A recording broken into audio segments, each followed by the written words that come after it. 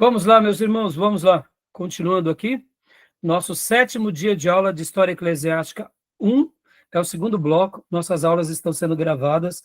Hoje nós estamos trabalhando sobre monasticismo.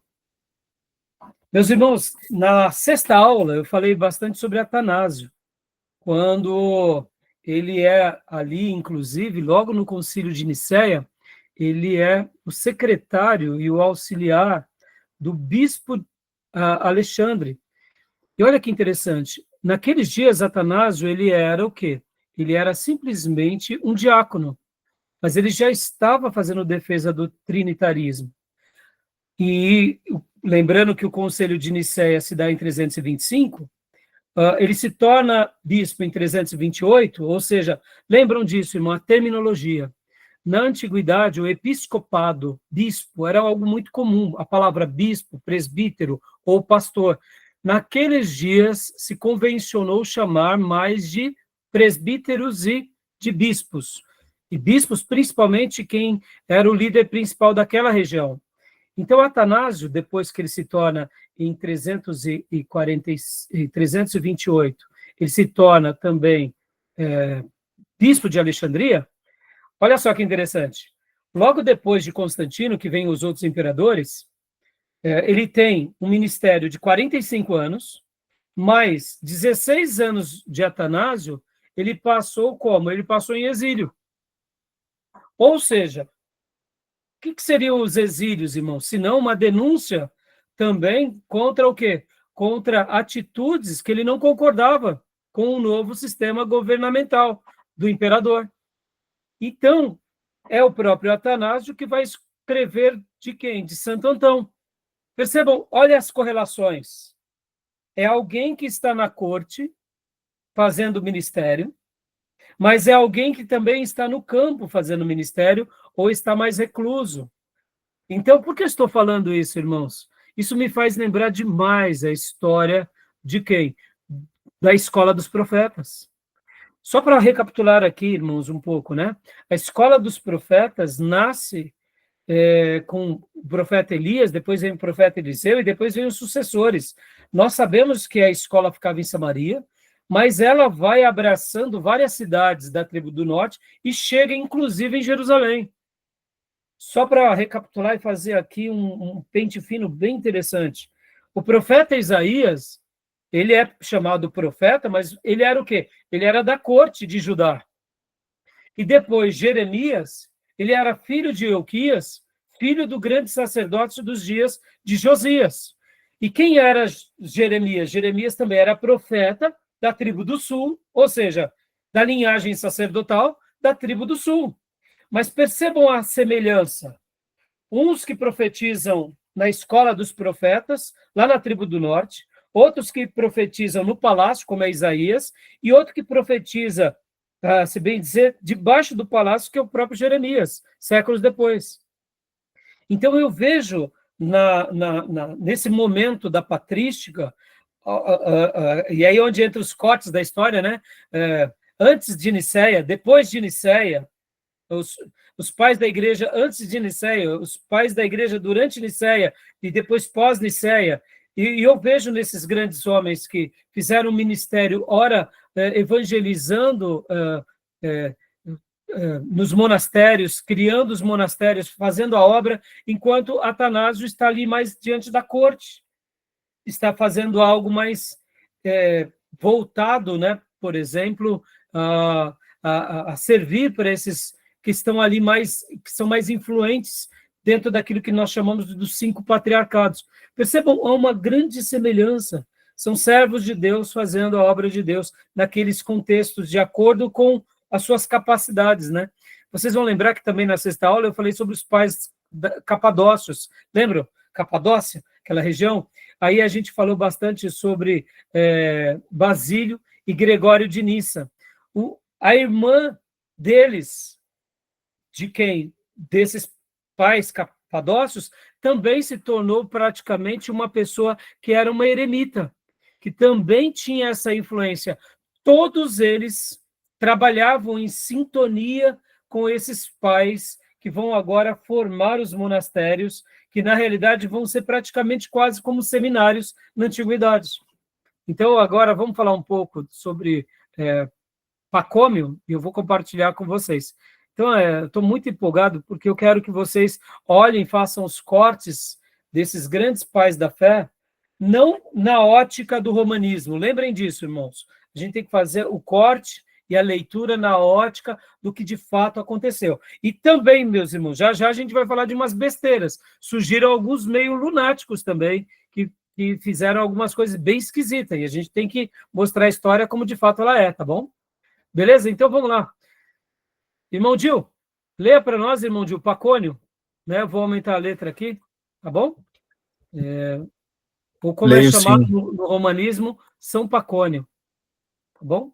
Leia para nós aqui, ó. Estou aumentando a letra. Pode ler Ok. para mim. Pacônio, 292 a 348, depois de Cristo.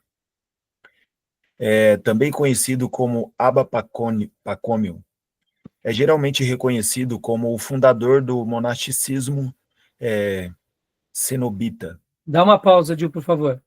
Lembra, irmãos, o que era já a diferença de ser um eremita para um cenobita? O cenobita, ele vivia em grupos, ou seja, tinha uma característica diferente, como nós vimos há pouco, né? Deixa eu voltar rapidamente aqui, ó. Aqui, os termos. Monge, um homem solitário que vive sozinho. Anacoreta, aquele que se retira. Eremita, da palavra eremos, deserto em grego. Cenobita é um monge que vive em comunidade retiradas. Então, só para dar uma luz aqui, tá bom? Então, continuando, por gentileza, né? Deixa eu arrumar aqui. Joia. Pode continuar? Nasceu em 292 em Tebas, no Egito, de pais pagãos. Contra sua vontade, foi alistado no exército romano quando tinha 20 anos e mantido em cativeiro. Percebam, irmãos, aqui mais um detalhe, né? Contra a sua vontade, né? Já que ele estava vivendo no Egito, já que o Egito estava debaixo do Império, principalmente, a gente sabe que Alexandria era uma cidade estratégica para o Egito, só que ele foi mantido em cativeiro, e olha só que interessante vai acontecer com ele. Pode continuar, Gil.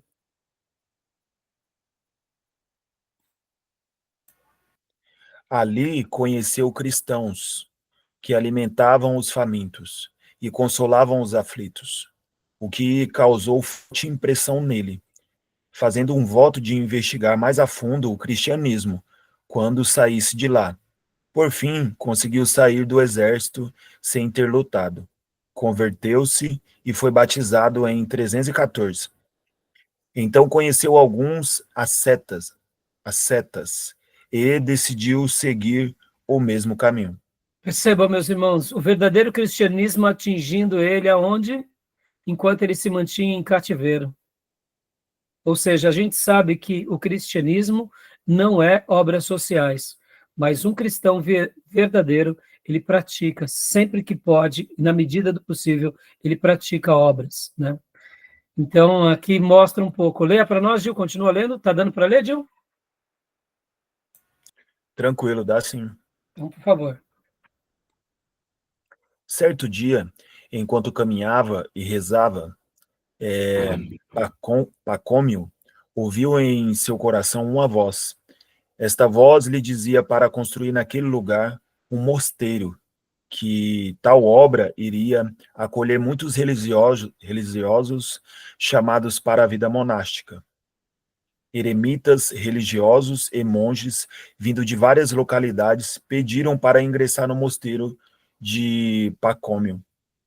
O mosteiro floresceu e o famoso bispo Atanásio, que mais tarde tornou-se santo e doutor da igreja, deu aprovação eclesiástica à obra de São Pacômio. O próprio irmão do bispo, chamado João, distribuiu sua riqueza aos pobres, uniu-se a Pacômio. Dá uma pausa, por favor, Gil. Perceba, é o mesmo Atanásio de Alexandria, que agora está em Alexandria. Lembra? Teve o primeiro concílio de Nicéia. Percebam, irmãos, por que eu estou assim sendo bem cauteloso nas informações com vocês? Porque antes de dar um conglomerado de informações de data, qual é a nossa proposta ao estudar a história eclesiástica? É aprender com os nossos irmãos, é aprender com os embates dele, é fazer a leitura que eles fizeram naquele momento. Por quê, meus irmãos? Qual é a leitura que nós temos que fazer hoje na vida contemporânea em que vivemos? É muito difícil. A gente não sabe o que Deus deseja de nós, a não ser daquilo que a gente vai tateando um pouco aqui no escuro. Então, o mesmo Atanásio que eu falei há pouco, perceba que aqui as próprias palavras desse slide demonstram, ele tornou-se santo e doutor da igreja. Irmãos, ele se tornou um pastor. Ele era uma pessoa que, quando foi falar sobre a defesa do trinitarismo, ou seja, sobre aquela questão de Ário, no primeiro concílio de Nicéia, ele se posicionou de forma linda e bela. E aí ele torna-se depois bispo no lugar de Alexandre, que era o seu líder, ele era secretário. Então, ele, sabendo da obra de Pacômio, ele agora apoia essa obra. Por quê? Porque ele viu em Pacômio o quê? Ele viu em Pacômio que também ele estava fazendo um trabalho para Cristo, querendo ou não, ajudando pessoas, treinando pessoas, sendo um braço na expansão do reino. Né? Então, é interessante quando a gente vai lendo o corte da história com essa cautela, e não ficam agora informações desconexas. Porque se a gente, voltando aqui ao que eu disse na primeira aula, se a gente começa a falar que todo o projeto do monasticismo já nasce como foi o romanismo, a gente está agindo de forma tendenciosa. Deixa eu explicar uma coisa aqui, irmãos. A igreja, num primeiro momento, eram cristãos. O romanismo nasce na Idade Média. Mas, nesse período, a gente tem que lembrar que até mesmo dentro do movimento cristão, nasceram alguns heréticos. E aqui está nascendo uma nova frente, que é o trabalho monástico. Eles deixam de ser eremitas, ou seja, apenas aqueles que vivem reclusos, fugindo das perseguições, e agora eles começam a se organizar. Eles não querem mais participar de muitas coisas da cidade ou da comunidade, e eles começam, então, a viverem agora entre esses grupos de irmãos organizados. Então, olha só, o próprio irmão do bispo, ou seja, o próprio irmão de Alexandre, chamado João, também vai distribuir as riquezas e vai se unir a Pacônio. Tamanha foi a influência de Pacônio e tamanha foi a influência de quem? De Antão. Percebam, irmãos, como é bonito ver o trabalhar de Deus naqueles dias. Tá bom? Vamos lá, continua para nós, Gil, por gentileza. Continuo. São Pacômio inaugurou uma forma de vida monástica diferente no Egito. Ao invés de pequenos grupos ligados a um líder carismático, os mosteiros fundados por ele eram verdadeiras comunidades cristãs, com regras detalhadas para a convivência em comum, para a oração e para o trabalho. Coisa linda, não, meus irmãos? Tudo bem até aí? Tranquilo? Alguma pergunta? Aqui também mais um slide falando sobre ele, né? E demonstrando ele. Pode continuar lendo para nós, Gil, por gentileza. Pacômio ainda abriu mais 8 mosteiros masculinos e um feminino. Sua fama de santidade espalhou-se pelo Egito e pela Ásia Menor. Foi agraciado por Deus com o dom da profecia e morreu no ano de 346, vítima de uma peste que assolava o Egito na época, até o século XII. Havia ainda cerca de 500 monges da ordem de São Pacômio. Joia. Então, perceba que aqui entra já na questão da Idade Média, né? Você pode ver que passa o ano 300, né? Morreu no ano 346, uma morte, eu diria até nova, uma morte, eu diria, cedo, né? Pode ver que o Antão teve muito mais tempo de vida, né? Aqui, ó, só recapitulando, ó. Ele nasce em 251 e morre em 356, com 105 anos de idade. Pacônio, então, morre próximo a ele, né, 10 anos antes de Antão. E a obra dele continua ainda e entra na Idade Média. Aqui, os mosteiros, na Idade Média, como eu disse, recebem uma roupagem do romanismo. Aí aqui muda de figura, tá bom, meus irmãos? Mas percebam, ele forma, inclusive, um mosteiro feminino. Lembra que eu falei de Basílio e Gregório de Nissa, que tinha uma irmã que também se tornou uma pessoa que foi conviver com os monastérios, né? O nome dela era... Deixa eu tentar aqui lembrar. Eu já acho o nome dela. Eu anotei em algum lugar, meus irmãos. Era... como que era o nome dela? Já eu acho. Tem alguma anotação minha aqui. Tá bom? Vamos lá, vamos continuar. Deixa eu ver aqui. E aqui também temos o lado do os monastérios do Ocidente, tá bom? Então, também acaba, o Oriente é mais forte, mas temos o monastério do Ocidente. Leia para nós, Júnior, por favor.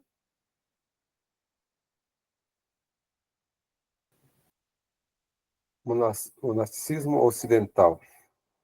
Até agora falamos dos pais do deserto, estabelecido no Egito. Na parte ocidental também temos o desenvolvimento do monasticismo.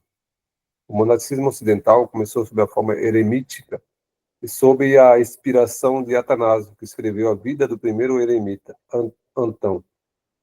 Os ocidentais, contudo, dotados de senso prático e ativo, preferiram a vida cenóbitica, ou seja, vida comunitária.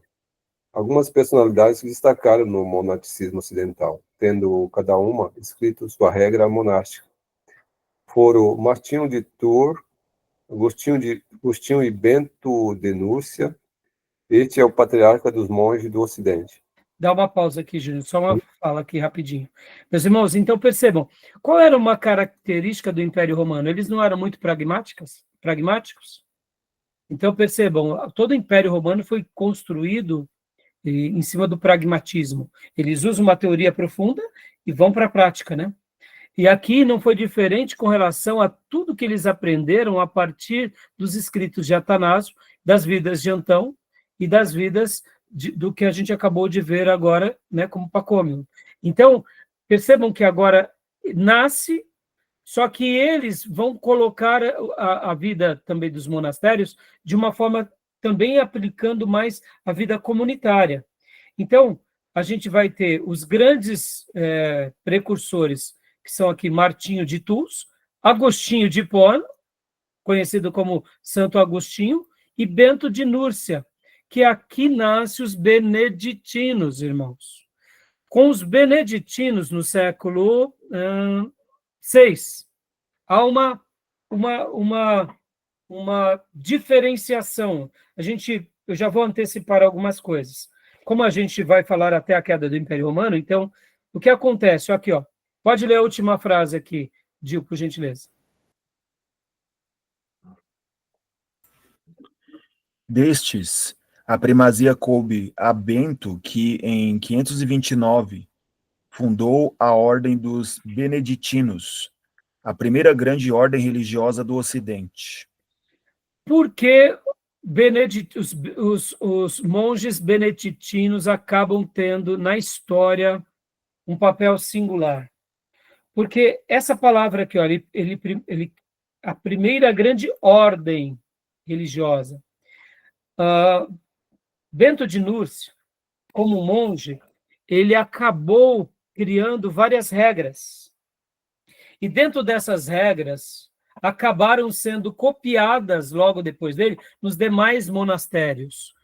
Então, por exemplo, eles tinham regras, por exemplo, como orar 7 vezes ao dia, regras de estudar, regras de fazer várias coisas. Então, dentro desses critérios, só para vocês terem uma ideia, irmãos, havia assim, em latim uma frase que dizia que os beneditinos sempre vinham com uma cruz, um livro e o arado. Então, vocês têm que lembrar, irmãos, que nesse período também, logo depois da queda do Império Romano, os bárbaros assumem o quê? Roma e aqueles países que estavam debaixo do Império Romano do Ocidente, querendo ou não, quem era agora que tinha o outro controle? Porque lembra que eu falei há pouco, na aula passada, que os monges do Oriente, eles também eram muito ascetas, mas, ao mesmo tempo, depois de todo o período de contemplação, eles também atuavam o quê? Fazendo obras de evangelização. Então, podem ver que agora o Ocidente começa a ser influenciado por eles, as histórias deles começam a chegar, e muitos frutos deles atingem o quê? Principalmente os bárbaros. Os bárbaros que não estavam debaixo do domínio romano começam agora a serem evangelizados e se tornam também cristãos. E o que acontece? Quando cai o Império Romano do Ocidente, naturalmente, quem vai unir o Império Romano do Ocidente vão ser o que? A fé cristã. E aí onde entram a importância de quem? De Martinhos de Tours, de Agostinho de Hipona e Bento de Nurs. Porque agora eles passam a serem o quê? Aqueles que vão doutrinar eles na fé, indiferente de qual cidade eles são, e também todo o conhecimento que eles vão ter a partir do século VI em diante, eles acabam tendo o quê? Muitas influência cultural. Então, já vou mostrar outro slide para vocês, do professor que eu tinha falado há pouco, que é o professor Juliano, e eu achei muito interessante, porque, percebam, quando a gente fala da cruz, eles estão levando a mensagem do Evangelho. Lembre aqui que a cruz não era necessariamente só a cruz. Depois da Idade Média, sim, aí tem a ideia do símbolo da cruz. Mas quando fala do livro, é a Bíblia. E quando fala do arado, a gente pensa o seguinte: quem era que dominava o cultivo na Idade Média? Eram os monastérios. Então, eles acabam tendo uma influência muito grande também na vida do Ocidente, e não só do Ocidente, mas também contribuindo com os Orientes. Então, a gente já vai mostrar os outros slides, mas percebam que quando ele vai escrever a ordem, aqui os beneditinos, e principalmente Bento de Nurs, aqui muda-se uma chave. Por isso que lá para frente, os monastérios, a partir da Idade Média, eles vão receber aqui já uma característica mais medieval e uma característica mais romanizada. Deixa eu quebrar um tabu aqui, irmãos. Quando a gente pensa na igreja primitiva e quando a gente pensa na igreja até a queda do Império Romano, mesmo com a institucionalização da fé, ou mesmo com a oficialização por parte de Teodósio, não se esqueçam disso, meus irmãos. Muitos irmãos nossos continuaram cristãos aqui. Só vai degringolar lá na frente, na Idade Média. Então, tomem muito cuidado de não achar que esses irmãos do passado, Atanásio, o irmão de Atanásio, como é o caso, né, de João, que doa todos os seus bens e vai viver uma vida monástica. Os irmãos de Basílio e Gregório, a irmã de Basílio e Gregório de Nícia, não vão dar ideia do romanismo neles. Vamos pensar o seguinte, que até aqui, por volta do ano 500, eram pessoas querendo se desprender de tudo para fazer a obra de Deus. Estavam dispostos a, inclusive, doarem os seus bens.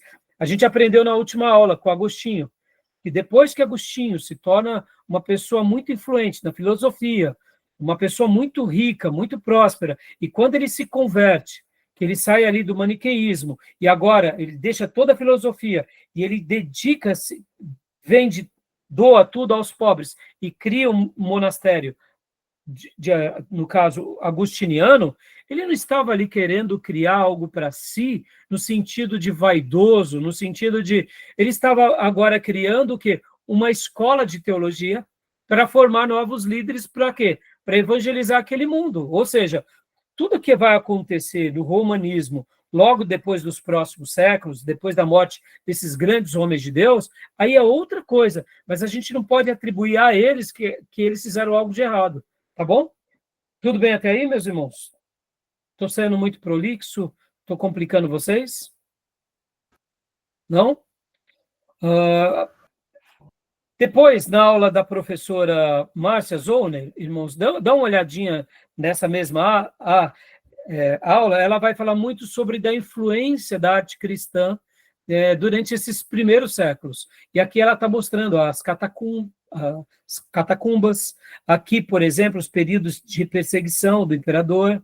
Aqui eles registravam de formas bem primitivas, nos lugares mais escondidos, as suas artes. Aqui, olha, um pastor com as ovelhas, mostrando, né, a importância. E aí ela vai falar um pouco sobre da criação da basílica, esse nome catedral, né, porque hoje a gente tem muita paura, né, quando a gente lembra, né, o que é uma catedral, tal, mas logo no início do Império Romano, ou pelo menos da oficialização, aqui, ó, até mesmo por que basílica, né, meus irmãos? Era uma nave, aqui é uma foto, vamos dizer assim, olhando de cima, né? Aqui é olhando de quem está de dentro, tá bom?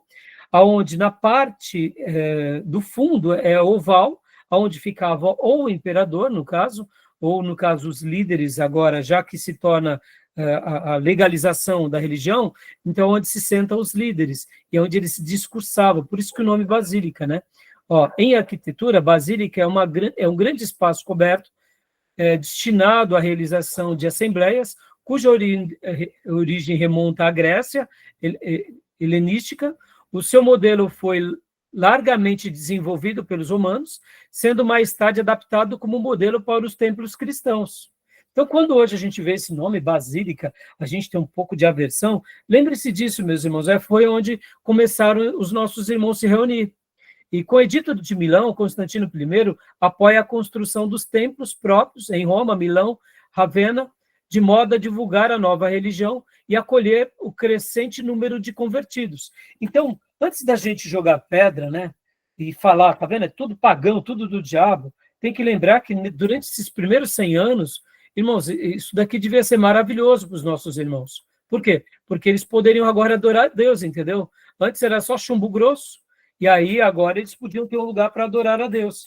Então, historicamente, uma basílica era apenas uma grande construção retangular, bastante comum na Roma Antiga, com uma abóbada semicircular no topo. A abóbada era tradicionalmente o lugar onde o juiz ou o imperador romano se sentaria. Na verdade, o termo basílica tem uma razão política. Em grego é basileus, significa rei. A basílica é, então, o lugar do soberano, onde o soberano se senta e fala e governa. O título catedral é dado às igrejas que são o centro de cada diocese, onde o bispo normalmente preside importantes liturgias. A catedral é caracterizada pela presença da cadeira do bispo, ou seja, essa palavra catedral vem de cadeira, tradicionalmente chamado de catedra, palavra em latim para cadeira. O bispo fica nessa cadeira ao celebrar a missa ou os outros eventos litúrgicos, assim como os basileus se sentariam na basílica. Então, irmãos, é daí que se deriva essa ideia, tá bom? E aqui uma foto da Catedral da Colônia da Alemanha, essa obra, né, mostrando a importância. Tá bom, meus irmãos? Tudo bem até aí? Tranquilo? Alguma pergunta? Tranquilo. Tranquilo. Tentar mais um pouco? Tudo bem até aí? Beleza. Tranquilo? Então, deixa eu aí, então, aqui, meus irmãos. Deixa eu pular aqui. Deixa eu só me organizar aqui, que eu tô... Isso. Não é aqui. Só um segundinho agora. Tá bom, meus irmãos?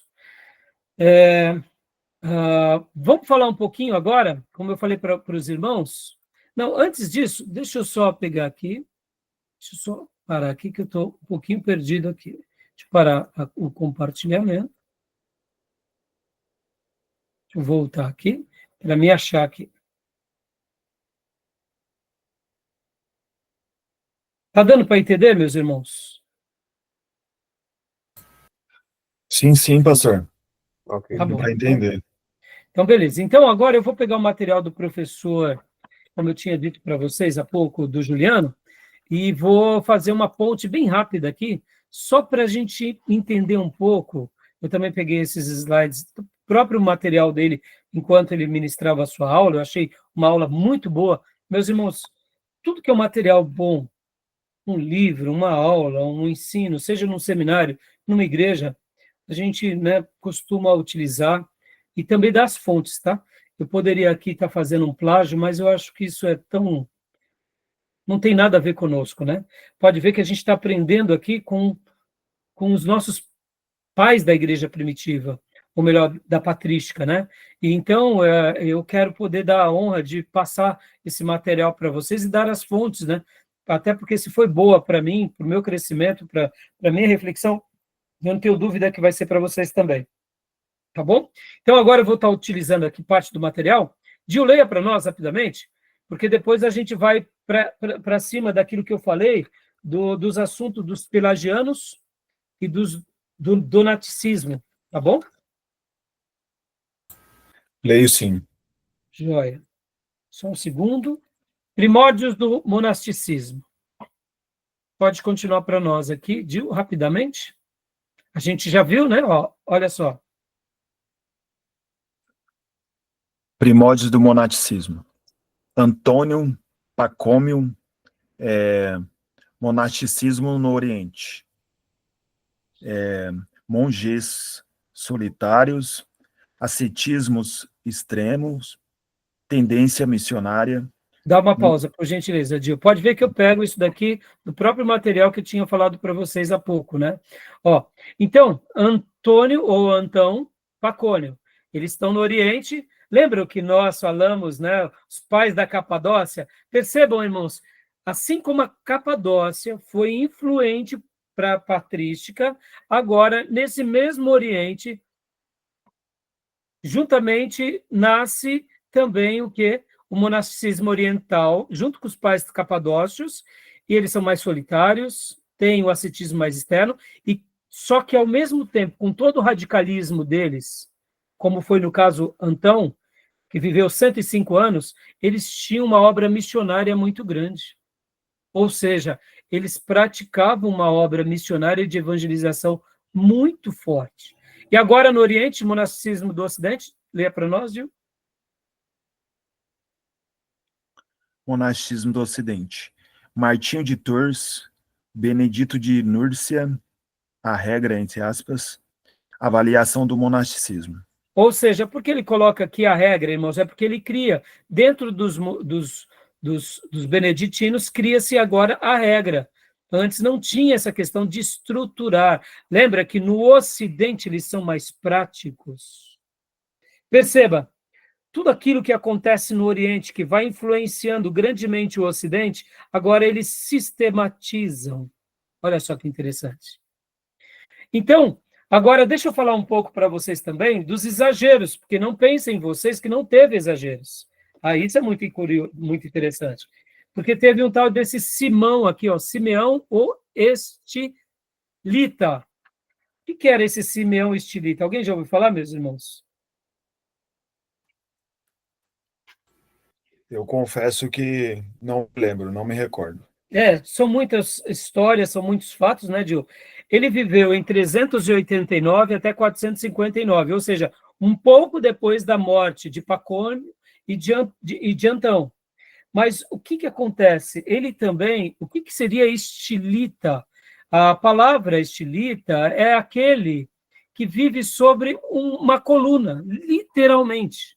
Olha só, ao ler um pouco sobre a história dele, irmãos, ele se torna um eremita e ele acaba vivendo de que forma? Eu tenho uma foto aqui que vou mostrar para vocês, já, deixa eu ver onde está. Deve ser essa daqui, aqui. Exatamente aqui, ó. Olha aqui, ó. Simão, o estilita, ele vive durante muitos anos em cima de uma coluna, aonde depois, aí onde entra a influência do romanismo, cria-se uma igreja, uma capela em homenagem a ele, porque ele acaba virando que São Simão. Mas ele pratica essa vida monástica em cima de uma pedra, como que se fosse uma forma também de praticar a sua forma de se ficar recluso. Agora, olha só que interessante, irmãos. E ele fica, claro que isso é um exagero, a gente sabe disso, a gente não precisa falar muito sobre isso, né? Mas fica aqui essa fala dele para a gente entender que também tinha os exageros por parte daqueles que viviam de forma nos monastérios e grupos eremitas. Por que eu estou falando isso, irmãos? Porque se hoje nós temos grupos radicais que já praticam coisas esquisitas no século XXI, quanto mais no início da igreja. Quanto mais tipo esses de grupos... penitência, né, professor? Isso é estranho. Exatamente, um tipo de penitência, Dil. Então, pensem assim, havia pessoas que se enveredavam para aquilo que eles achavam ser certo. E esse aqui, Simão o Estilita, faz algo assim. Então, ao pesquisar um pouco sobre ele, Edil, quando a gente nota um pouco sobre ele, a gente vê que ele realmente praticou muitos exageros, entendeu? Tudo bem até aí, meus irmãos? Tranquilo? E ele, então, só para vocês terem uma ideia, irmãos, segundo, né, alguns documentos, vamos falar que ele ficou no caso, né, nesse estreito, né, pendurado durante muito tempo, entendeu? Então, assim, você vê que é uma coisa assim, sem nexo, né? Uma coisa meio exagerada, mas era a maneira em que ele achava que estaria fazendo a vontade de Deus, entendeu? E só para vocês terem uma ideia, ele ficava sobre essa coluna, era bem alta, não era uma coluna baixa, que era uma maneira de praticar ali a sua penitência, praticar ali a sua vida monástica, entendeu? Então, agora, voltando um pouco a essas questões dos exageros, irmão, só para vocês terem uma ideia aqui, voltando aqui.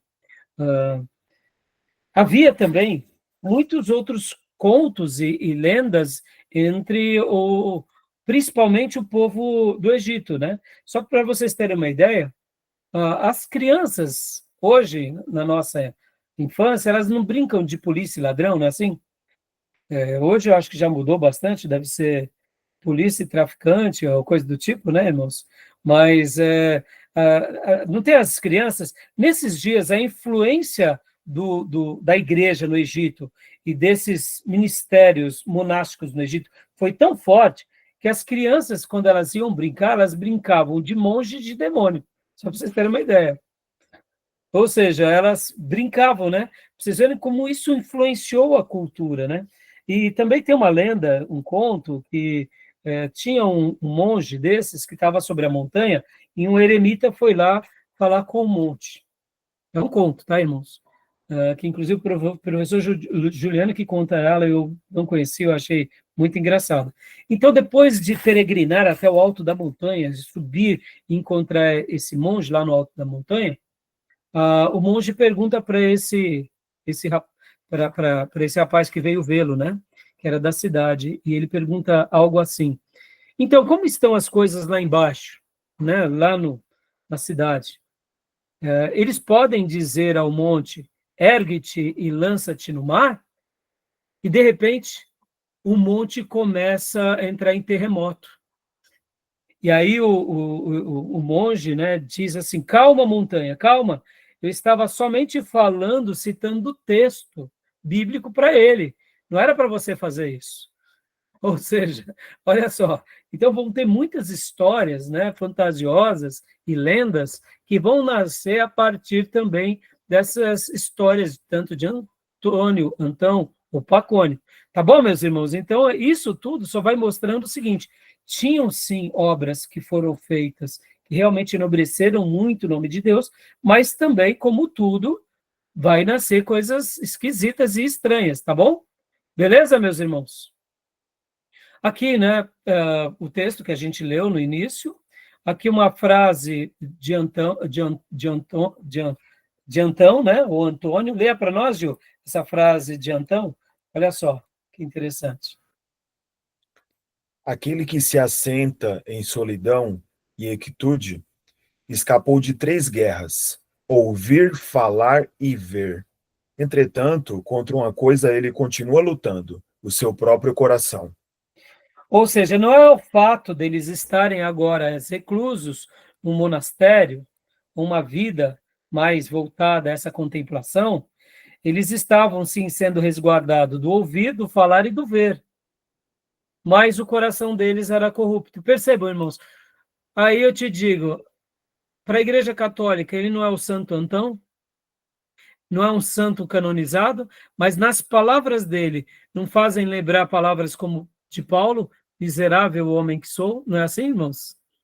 Percebam que o romanismo ele dá uma roupagem canônica tentando emancipar aquilo que de fato aconteceu. Mas as pessoas mais esclarecidas vão ver o quê? Neles, o quê? Que eles eram apenas cristãos, que viviam uma vida mais foragido para, dessa forma, servir a Deus nos seus dias da sua forma. Tá bom?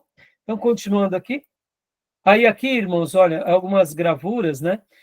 Ainda diante disso, os monastérios, eu peguei aqui, eles começaram a mostrar que esse dilema que ele passa a falar aqui do seu próprio coração, começam a nascer essas correntes dos pecados em que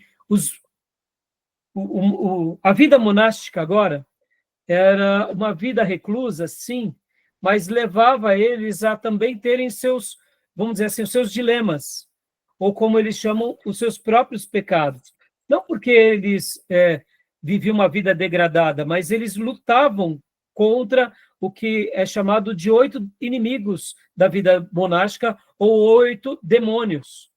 Né? Durante esse período monástico, vai nascer esses dilemas. Quais seriam esses 8 demônios? A glutonaria, pensamentos sexuais, amor ao dinheiro, tristeza, ira, preguiça, vanglória e arrogância. Depois, mais para frente, com Gregório I, tudo isso vira síntese do quê? Daquilo que é conhecido para nós como os 7 pecados capitais. A vida monástica, então, já discursava sobre isso, que eles tinham que saber lidar contra essas paixões. Não era o fato deles estarem vivendo de forma mais reclusa, que eles estavam imunes a isso. E é curioso que dentro do catolicismo, depois, nasce tanto os pecados capitais quanto os pecados venais. Qual é a diferença, irmãos, dos pecados capitais para os pecados venais? É bem simples. Os pecados venais seriam aqueles pecados que não comprometem a ida para o inferno. São pecados que Deus perdoa, são pecados mais leves. Já os pecados capitais, esses podem comprometer, sim, a eternidade e podem ser passíveis de juízo eterno, entendeu? Então, aqui são outras gravuras mostrando também essa relação das batalhas que eles tinham e também muitos peregrinos indo ter conselho com os monges, né? Que, ao mesmo tempo, irmãos, olha só, eles eram conhecidos, eles eram validados como muito sábios, tá bom? Aqui também, mais uma vez, ó, Antônio Eremita. Aqui são gravuras mostrando, não sei se dá para vocês verem, ele aqui lutando contra os demônios, tá bom?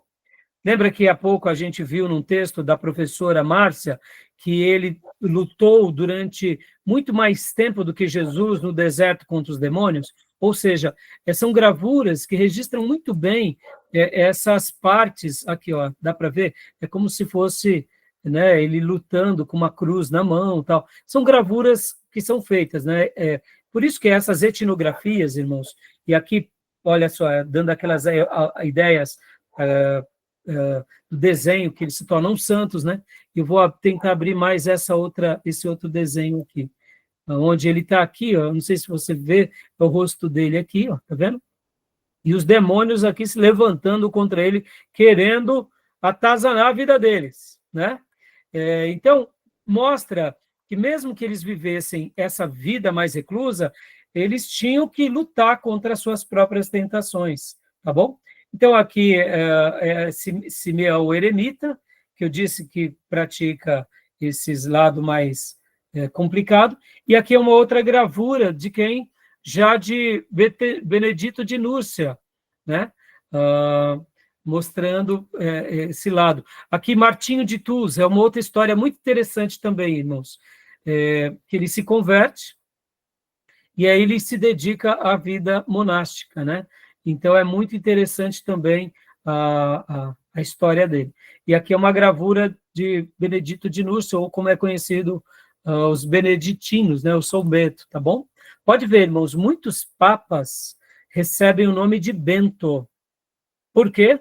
Da influência do monastério beneditino. Perceba como é importante a gente conhecer, meus irmãos. Então, é normal que depois, como eu disse para vocês, então, acabei aqui, deixa eu voltar, deixa eu tirar aqui, que a gente agora vai ir para aquilo que eu falei dos o assunto dos aqui, ó. Não, aqui. Opa, eu vou ir para cá. Já eu acho. Estou meio perdido aqui, só um minuto, tá, meus irmãos? Então, meus irmãos, tá bom até aí? Tá dando para compreender? Ok. Alguma dúvida? Sim. Algum esclarecimento? Tranquilo. Joia? Uhum. Então, vamos lá. Deixa eu só achar aqui o próximo material para a gente agora falar um pouco sobre isso aqui, a controvérsia. Achei. Separei tanto material. Então, percebam, meus irmãos, como é interessante esses assuntos, porque a gente começa a compreender um pouco eles melhores, de forma melhor na história. Agora, deixa eu concluir esse assunto do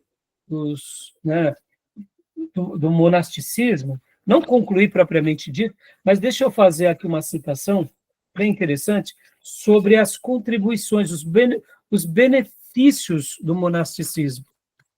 Tem os benefícios e tem os malefícios. Opa, por que os malefícios?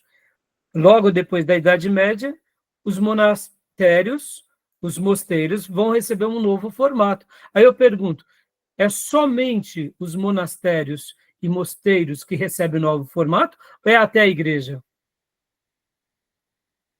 Vamos lá. A igreja, enquanto se constrói, Constantino constrói basílica, e aí as basílicas são usadas para adorar a Deus nas cidades. Os nossos irmãos ali nas basílicas, eles estavam adorando algum santo? Algum ídolo? No primeiro momento? Pergunto para vocês. Não. Não.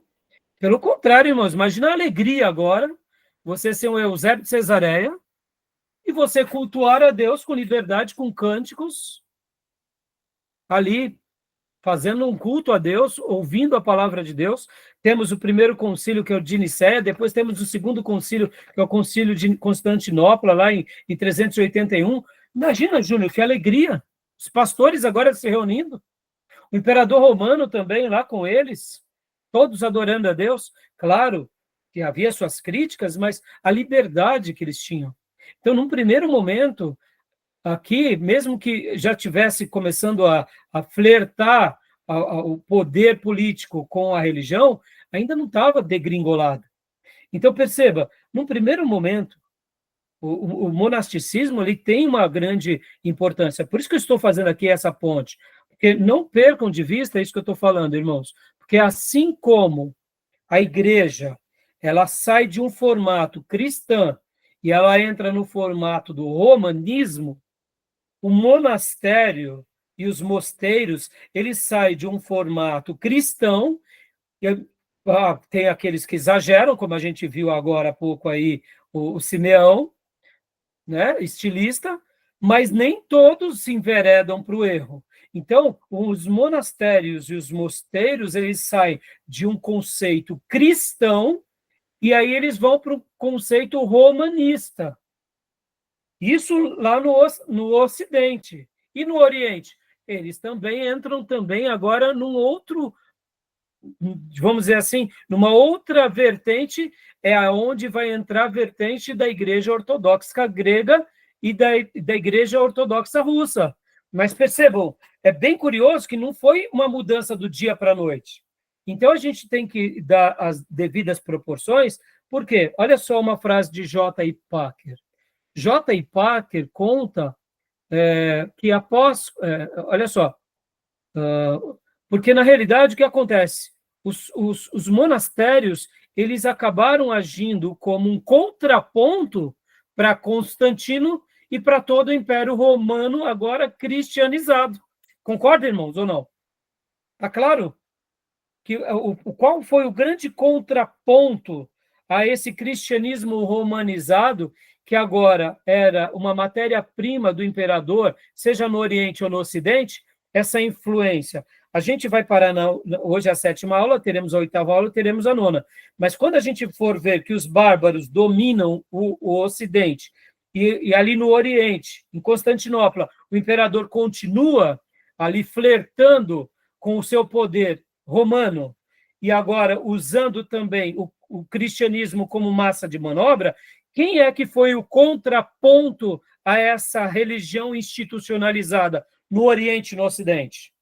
Foram os monastérios, foram os monges, foram o grupo de monjas femininas que viram, no romanismo é chamada de freiras, mas num primeiro momento elas não tinham essa característica romana. Percebam? Então eles vão ser o contraponto. Isso é muito interessante. E J. Packer vai dizer o seguinte, que os puritanos foram os monges que ficaram no mundo e aprenderam a viver ali. O que J. Packer está fazendo aqui um contraponto? J. Packer está dizendo o seguinte, que o movimento da reforma, e o movimento da reforma, que também não se envereda para a politicagem, como foi, por exemplo, o caso da própria igreja anglicana, que os puritanos, como John Bunyan, como Calvino, como Zwinglio e tantos outros homens de Deus, eles vão ser uma voz tão poderosa no protestantismo, logo ali depois da Reforma, como foram os monges no passado. Porque, olha só a frase, os puritanos foram os monges que ficaram no mundo e aprenderam a viver com ele. Enquanto o romanismo ocidental e o romanismo ortodoxo grego deu um novo formato para o monastério, e eles perderam a sua característica, e ali vem com uma nova religião dogmática, o puritanismo, que se não se envereda para isso, foi isso para a reforma protestante. Porque o que foi o puritanismo? Vamos fugir do mundo, vamos agora não flertar com o Estado, vamos nos manter sendo fiéis às Escrituras e vamos tentar expandir o governo de Deus aonde quer que a gente possa ir. Então, olha só que interessante. Então, quais eram as grandes contribuições dos monastérios ou dos monges da antiguidade? A vida de oração. Os monges, eles tinham essa vida de oração, como foi Antão e como foram os demais logo depois dele. Outra grande contribuição eram centros de conhecimento. Quem, logo depois que caiu o Império Romano do Ocidente, com quem que ficaram as universidades, o controle das universidades? Eram os monges. Então, eles que faziam as obras literárias, eles que escreviam. Querendo ou não, eles acabavam tendo essa influência. Então, olha só uma outra frase muito interessante, que se havia no Egito, nos dias da criação desses monastérios. Diziam o seguinte, que as orações dos monges, ou vamos chamá-los aqui, dos pais e dos pastores que viviam como eremitas, é o que se mantinha um mundo de pé. Era essa uma frase no mundo do Egito antigo. Olha só que lindo. Então, meus irmãos, outro grande benefício, como eu disse há pouco, aonde os beneditinos iam e levava-se a cruz, o livro e o arado. E ali com o arado levava-se a agricultura e todo o sistema de plantação e de irrigação que eles tinham aprendido. Outra coisa que os monges ensinavam sobre a questão da hospitalidade, porque assim como a gente viu há pouco, né, alguns desenhos há pouco, pessoas que se converteram, como foi aquele que eu falei que era um soldado, qual era o nome dele mesmo? E que ele acaba sendo socorrido enquanto ele está no cárcere. Percebam que agora os monges, eles praticam a hospitalidade. Por que eles praticam? Porque eles acabavam recebendo qualquer um como se fosse o próprio Cristo. Inclusive, tem uma história muito interessante, se eu não me engano, deixa eu pegar aqui, é esse daqui, ó, deixa eu achar aqui, é esse daqui, ó. É Martinho de Mus, aquele que a gente viu há pouco. Olha só que interessante. Conta-se que ele, enquanto estava andando, ele como soldado, ele viu uma pessoa perambulando. Enquanto perambulava, ele viu que a pessoa estava morrendo de frio. No momento em que ele encontra essa pessoa morrendo de frio, ele pega a sua capa de soldado e corta e dá para essa pessoa metade, para que ela não morra de frio. Olha que interessante. No momento que ele faz isso, meus irmãos, ele tem um sonho. E quando ele tem um sonho, ele sonha como se fosse o próprio Cristo recebendo as roupas dele. E a partir dali, ele foi totalmente tocado de começar a viver uma vida monástica. Martinho de Tours, aqui, ó, essa gravura aqui, ó. Deixa eu compartilhar com vocês. Então, perceba que como a vida monástica foi uma vida, eu diria, onde eles viviam aquele cristianismo na semelhança dos apóstolos. Dedicaram aqui essa gravura. Ele é um soldado que encontra uma pessoa que está praticamente morrendo e pega, corta a sua roupa, socorre aquela pessoa que está morrendo de frio, e os dois sobrevivem, e ele tem esse sonho, e a partir de então, logo depois que ele tem esse sonho, como se ele estivesse ali dando a sua roupa a Jesus, ele passa a seguir a Cristo, e aí é parte da história dele. Tá bom, meus irmãos? Tudo bem, meus irmãos? Então, olha como foi importante. Concluindo aqui. Quinto lugar, os missionários, os monges, eles se tornaram grandes missionários, principalmente em países bárbaros. Olha aqui. Sexto lugar, eles tinham essa clareza muito profunda da separação do que é o reino de Deus e do que é o mundo. Então, percebam, irmãos, é muito difícil a gente fazer um julgamento negativo, só negativo, quando a gente conhece toda a história, a gente consegue separar um pouco o joio do trigo. Tá bom, meus irmãos? Agora, e os pontos negativos dos monastérios? Logo depois dos beneditinos, e quando entra na Idade Média, ali também, e até, por que não um pouco antes, assim como tinha Simeão, o estilista, começou a criar um tipo de cristianismo de dois níveis. Como assim? Havia, por exemplo, os monges e os padres, que eles faziam parte de uma primeira classe, e a segunda classe eram os restos, os demais, os pecadores. Ou seja, essa ideia religiosa começa a entrar no seio deles. Tanto é que na Reforma, o próprio Lutero, ele era um monge, e ele vai lutar contra isso. Por quê? Porque isso é uma coisa muito ruim. Outra coisa também, logo depois das regras dos beneditinos, querendo ou não, mesmo que dentro das regras do beneditinos, eles tentam mostrar que a graça é a grande ênfase, dentro das regras existem muitas normas, muitas práticas, então a tônica acaba sendo que as regras. E como alguém já disse, olha só que interessante, até escrevi aqui, onde está a tua ênfase, ali também estará a tua teologia. Logo, sem que eles notassem, dentro das regras, eles passam a se tornar muito dogmáticos. E, por essa razão, a gente vai ver agora o próprio Agostinho também criando um monastério, e ele vai escrever muito sobre a graça. E quem mais vai dar trabalho para Agostinho é os próprios monges. Porque podem ver como Agostinho vai trabalhar, principalmente mostrando o quê? As lutas que um líder cristão tem, pode ver Confissões, é a obra-prima dele, mostrando isso, mas também ele vai trabalhar muito sobre essa questão da graça, mostrando, por exemplo, essa questão do livre-arbítrio, que na realidade nós não temos um livre-arbítrio, porque, em tese, a gente nasce debaixo dessa soberania de Deus, e Agostinho vai ser um dos maiores defensores da graça. E por que ele vai trazer isso à tônica? Porque ele está notando já nos seus dias que alguns grupos estão indo mais para esse lado legalista. Agora, se Agostinho, que foi esse homem brilhante, esse escritor brilhante, que vai trazer tudo isso ali no século V, imagina no século IV, principalmente, entre o terceiro e o quarto século, né? Ou melhor, quarto e o quinto século, imagina o que vai se tornar o monasticismo depois. Tá bom, meus irmãos? Tudo bem, então?